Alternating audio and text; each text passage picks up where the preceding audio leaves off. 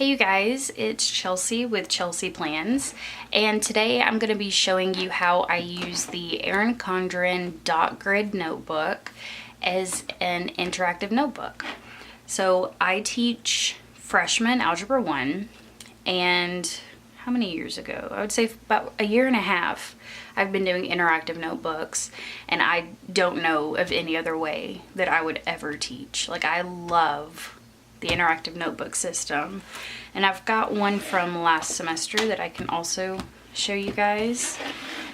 And I have my students use just composition notebooks, or I tell them they can get those mini spiral notebooks, but it has to be something that's rather small because I make copies based on the size of these. And you know, they're welcome to order one of these, but it can be a little pricey. You know, you can get a 50-cent composition notebook, and I think they last just fine. But as a teacher, I will tell you this. Composition notebooks are not great for teachers to use because while you're, you know, showing notes and everything, you can't flip it. You just have to keep it like this and it'll start to like fold up on you.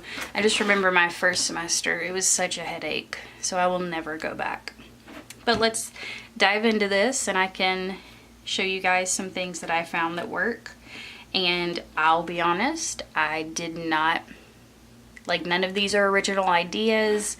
I will put some links below of people who have amazing ideas and I just steal them.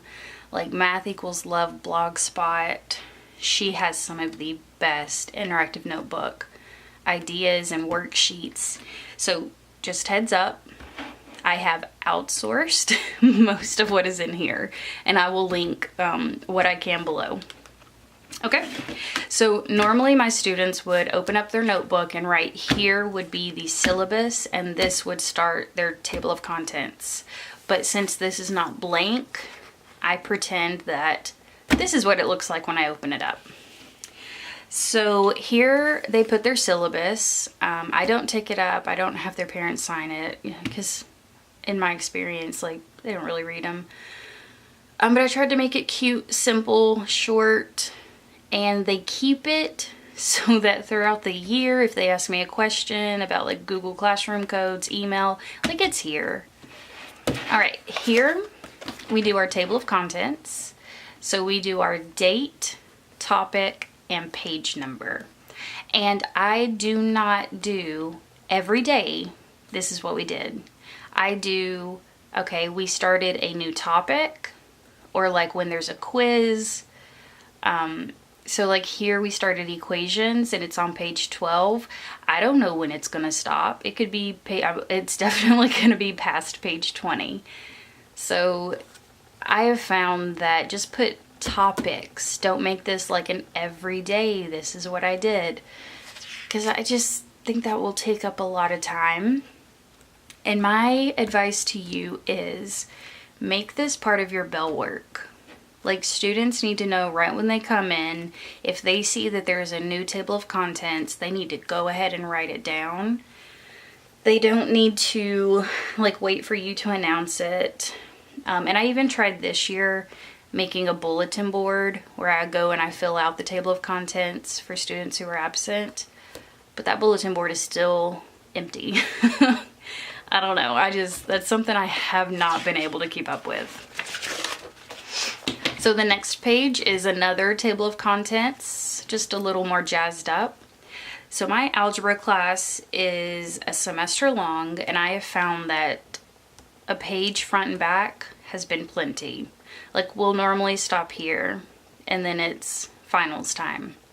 And then when we come back and do the second half of algebra, like this one, we just start a whole new notebook.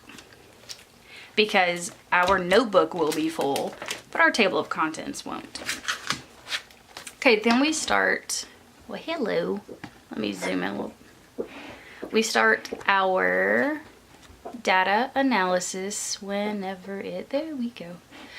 Here we start to number our pages, and I have a data analysis where we have, there we go, where we have our 3 district benchmarks, and the students are going to figure out which level they are based on their score. All right, next, page 2. So we do number the front and back. I always give them a multiplication chart and a factors chart. It just helps in case they've forgotten the simple things. And then what I always tell them, the oh so sad reference sheet. Like, this is all that they get for TN Ready testing, and this is all we use in Algebra 1. Like, I remember when I was in high school, it may have been 2 pages, but even if it was 1 page, it was full of information. But this is all they get. So if it's not on here, it's something they have to memorize. Okay, then this is something new I'm trying.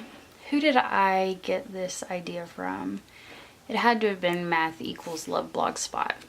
So here I took our I can statements for the first unit, and this is a tab that sticks out, and the back page are the same standards but with blanks.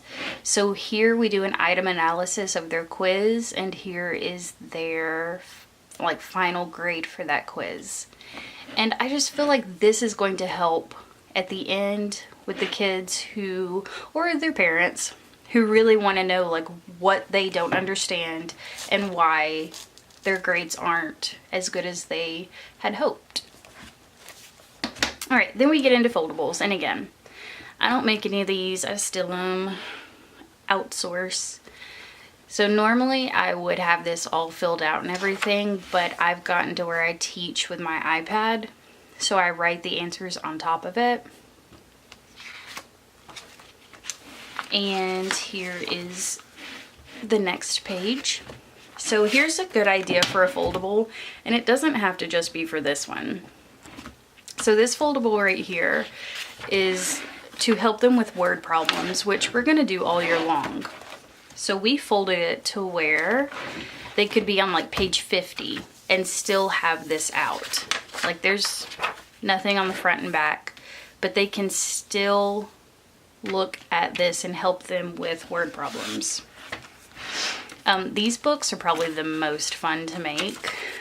I always love watching kids try to figure out how to put these together. It's a good one. And then these I just kind of typed up myself. Not that I came up with the idea. Again, I outsource. And then we just also take our notes and we put our quizzes in here too. And let me be honest, if you're thinking about doing interactive notebooks, a lot of things online will say left side are for notes and guided instruction, right side is for student practice. I think that's a great idea, so like as they're practicing they can look back at their notes, but it's just not realistic for me. I need to be able to just flip the page and put whatever I want whenever I want to. So I don't use that method, and I think it works just fine. I feel like if you're going to restrict the left and the right to only being, you know, a certain thing, you're kind of giving yourself a headache on the interactive notebook. And I don't think the outcome is worth it. But I don't know. If you have experienced different things with that, let me know. So now we have more notes, more practice, and more foldables. This one is to help them solve equations, and I usually don't give them this because I think it's overwhelming. But I don't know. This year I got a pretty good response from it. And again, mathequalsloveblogspot.com. So this I outsourced from a fellow teacher. So we started word problems on Friday. And so the first one was worked out. And you guys, don't just give this to your students and expect them to understand it because it's worked out. This still looks strange for kids.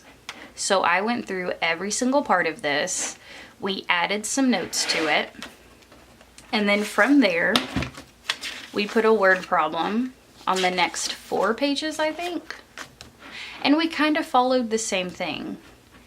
And something that the teacher that I took this from taught me is normally, hello, focus.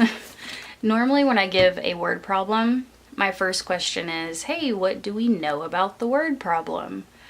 But she said, what do we not know anything about?